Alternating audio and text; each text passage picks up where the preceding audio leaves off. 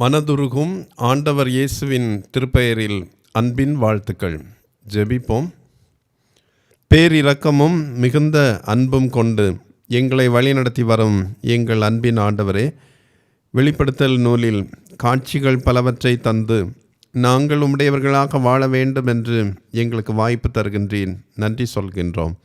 இன்றும் 6வது எக்காலம் ஊதப்படுவதை தொடர்ந்து நடைபெறுகின்ற நிகழ்வுகளை நாங்கள் தியானிக்கின்ற பொழுது உம்முடைய பேரருள் எங்களோடு கூட இருந்து உம்முடைய காட்சிகளின் ஊடாக நித்திய வாழ்வுக்குள் நாங்கள் நடந்து செல்ல தூய ஆவியர் எங்களை வழிநடத்த வேண்டும் என்று இயேசு கிறிஸ்துவின் பெயரில் கேட்கிறோம் சுவாமி. ஆமேன். 6ஆம் தூதன் எக்காலத்தை பிடித்திருக்கையில் கடவுளுக்கு முன்பாக இருந்த பொற்பீடத்தின் 4 கொம்புகளிலிருந்தும் சத்தம் உண்டானது. அந்த சத்தம் யூப்ரட்டிஸ் பேராற்றின் அருகில் கட்டப்பட்டு கிடக்கும் வானதூதர் 4 அவிழ்த்துவிடக் கூறியது. அவிழ்த்துவிடப்பட்ட 4 வானதூதரும் குதிரைப்படையை பயன்படுத்தி மனிதரில் 1/3 பகுதியினரை அழித்தனர். அப்படி இருந்தும் எஞ்சியோர் தங்கள் தீய செயலை விட்டு மனம் திரும்பாமல் தொடர்ந்து பாவங்களில் இருந்ததாக ஆவியானவர் வருத்தப்படுகின்றார். இதனை வெளிப்படுத்தல் 9ஆம் அதிகாரம் 20, 21 வசனங்களில் நாம் காணலாம். அந்த வசனங்களை நான் வாசிக்கின்றேன். வெளிப்படுத்தல் 9, 20, 21. அப்படி இருந்தும் அந்த வாதைகளால் கொல்லப்படாத மற்ற மனுஷர்கள் பேய்களையும் பொன், வெள்ளி, செம்பு, கல், மரம் என்பவைகளால் செய்யப்பட்டவைகளையும் காணவும் கேட்கவும் நடக்கவும் மாட்டாதவைகளுமாயிருக்கிற விக்கிரகங்களையும் வணங்காதபடிக்கு தங்கள் கைகளின் கிரியைகளை விட்டு மனம் திரும்பவும் இல்லை. தங்கள் கொலை பாதகங்களையும் தங்கள் சூனியங்களையும் தங்கள் வேசித்தனங்களையும் தங்கள் களவுகளையும் விட்டு மனம் திரும்பவும் இல்லை. உலகின் மக்கள் தொகையில் 1/3 பகுதியினர் 6ஆம் எக்காலம் ஊதப்படுகின்ற பொழுது அழிந்தனர். வெளிப்படுத்தல் 6ஆம் அதிகாரம் 8ஆம் வசனத்தில் ஆட்டுக்குட்டி 4வது முத்திரையை உடைத்த பொழுது உலகில் 1/4 பகுதியினர், அதாவது 4/1 பகுதியினர் ஏற்கனவே அழிந்திருந்தனர். இத்தகைய அழிவுகளை கண்ட பின்பும் அல்லது அறிந்த பின்பும் மனம் திரும்ப வேண்டும் எனும் எண்ணம் எஞ்சியோருக்கு உண்டாகவில்லை. கடவுள் பேரிரக்கம் கொண்டவர். எனவே மனம் திரும்பாதவர்கள் அல்லது மனம் திரும்ப மறுப்பவர்கள் என 2/3 பகுதியினரை குறித்து அறிந்த பின்பும் அவர்களை உடனடியாக அழிக்காமல் மீண்டும் மீண்டும் பல வாய்ப்புகளை கொடுக்கிறார். இது குறித்து லேமன் ஸ்ட்ராஸ் என்னும் அறிஞர் பின்வருமாறு கூறுகின்றார். துன்மார்க்கரின் மரணத்தில் கடவுள் ஒருபோதும் மகிழ்ச்சி அடைவதில்லை. அவருடைய கடினமான நியாய தீர்ப்புகளுக்கு மத்தியில் குற்றவாளிகளுக்கு இரக்கம் காட்டுவதில் அவர் மகிழ்ச்சி அடைகின்றார்.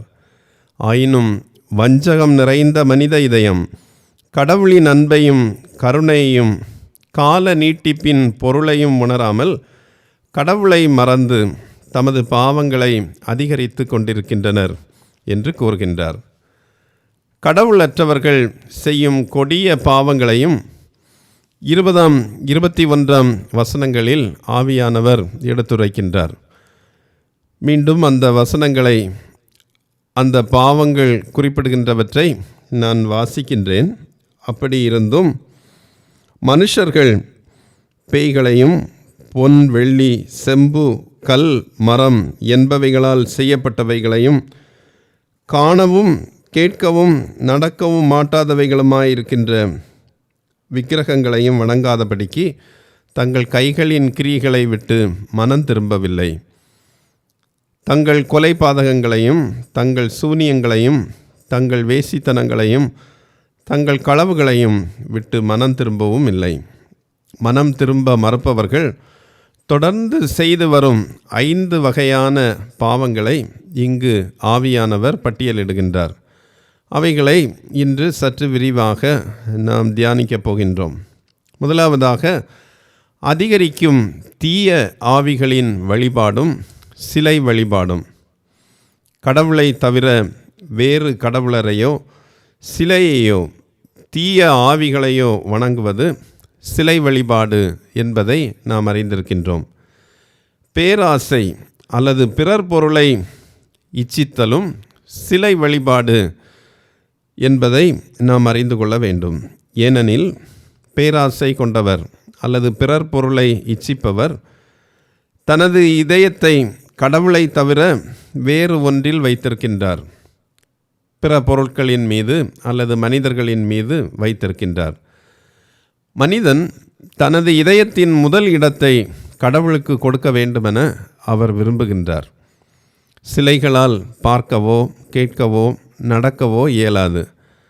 அவைகளால் ஜெபத்திற்கு பதிலளிக்கவோ ஒரு சிறிய அளவு ஆற்றலை கொடுக்கவோ ஒரு நிமிடம் ஆயுளை நீட்டிப்பு செய்யவோ ஒரு விரலை உயர்த்தவோ ஒருவரை விண்ணுலகுக்கு அழைத்து செல்லவோ இயலாது.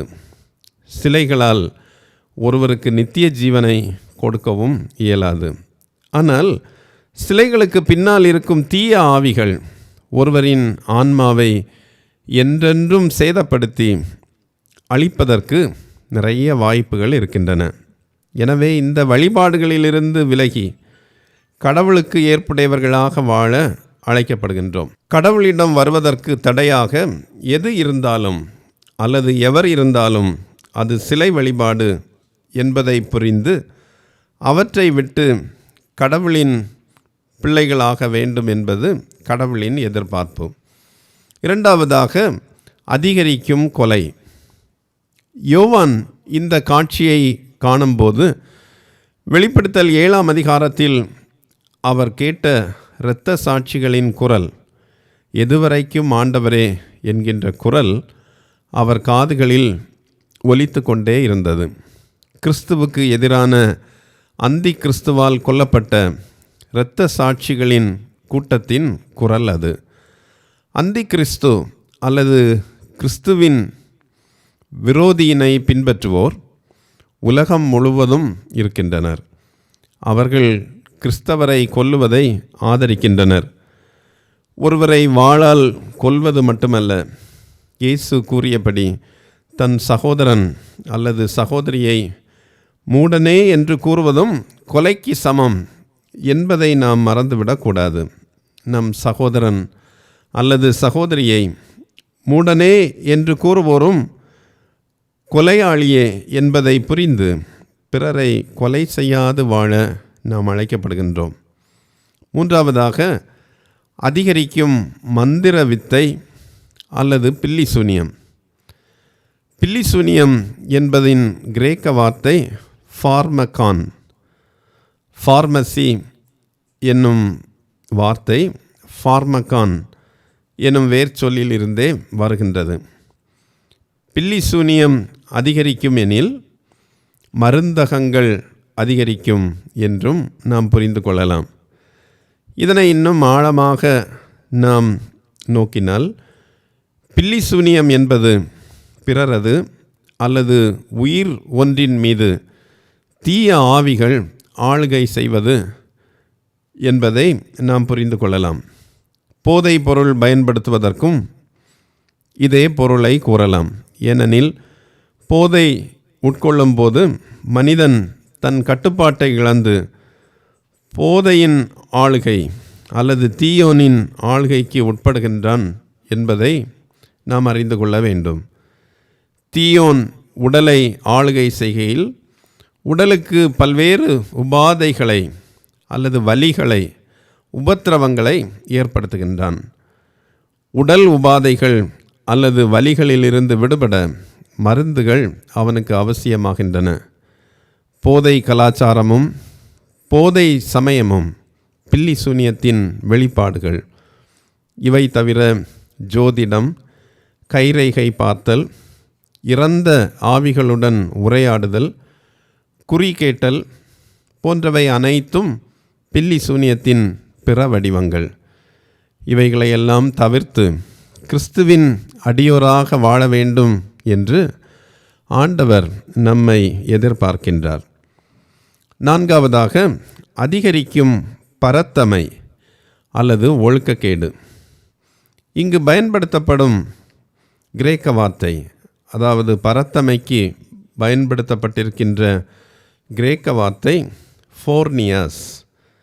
இந்த சொல்லிலிருந்தே ஆபாச படம் அல்லது ஃபோனோகிராஃபி என்ற சொல் கிடைக்கின்றது. இந்த வார்த்தை அனைத்து வகையான ஒழுக்கக்கேடு மற்றும் பாலியல் செயல்களையும் உள்ளடக்கிய ஒரு பரந்த சொல். திருமணத்திற்கு முந்திய உடலுறவு, விபச்சாரம், முறைகேடான அல்லது இயற்கைக்கு மாறான அனைத்து பாலியல் தொடர்புகளும் பரத்தமையில் அடங்குகின்றன.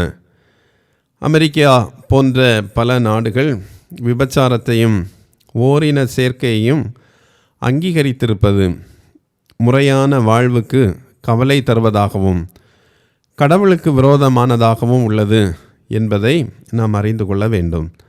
சோதோம் கொமராவில் இத்தகைய பரத்தமை இருந்தபோது கடவுள் நெருப்பாலும் கந்தகத்தாலும் அந்த நகரை அழித்தார் என்று பழைய ஏற்பாட்டில் நாம் காண்கின்றோம். சோதோம் கால நெருப்பையும் கந்தகத்தையும் விட இறுதி கால அழிவு கடினமானதாக இருக்கும் என்பதை உணர்ந்து இத்தகைய பரத்தமையில் ஈடுபடாது கிறிஸ்துவுக்குரியோராக வாழ நாம் அழைக்கப்படுகின்றோம். ஐந்தாவதாக, அதிகரிக்கும் களவு அல்லது திருட்டுகள். இங்கு களவுக்கு பயன்படுத்தப்படும் கிரேக்க வார்த்தை கிளேமற்றான் என்பது. இதன் பொருள் ஏமாற்றுதல், திருடுதல், சட்டபூர்வமாக அல்லது சட்டவிரோதமாக மற்றொரு நபரிடமிருந்து தவறாக பெறுதல். சட்டபூர்வமாக பிறரிடமிருந்து தவறாக பெறுவதும் திருடுதல் என்ற குற்றத்திற்குள் வருகிறது என்பதை நாம் இங்கே புரிந்து கொள்வது மிகவும் நல்லது. நம்முடைய சம்பளமே போதும் அல்லது வருவாயே போதும் என்கின்ற உணர்வோடு கடவுளுக்கு ஏற்புடையோராய் வாழ அழைக்கப்படுகின்றோம். ஜெபிப்போம். மனம் திரும்பியோராய் வாழ வேண்டுமென்று எங்களை எதிர்பார்க்கின்ற அன்பின் ஆண்டவரே, மனம் திரும்ப மறுப்போர் செய்யும் பல்வேறு பாவங்களை எங்களுக்கு விளக்கி காட்டினீர். நாங்கள் சிலை வழிபாடு, கொலை, பில்லிசூனியம், பரத்தமை, களவு போன்ற பாவங்களை செய்யாது உமக்கு உகந்தோராக வாழ்கின்ற நல்ல அர்ப்பணத்தை எங்களுக்கு தாரும். இயேசு கிறிஸ்துவின் பெயரில் கேட்கிறோம் சுவாமி. ஆமென்.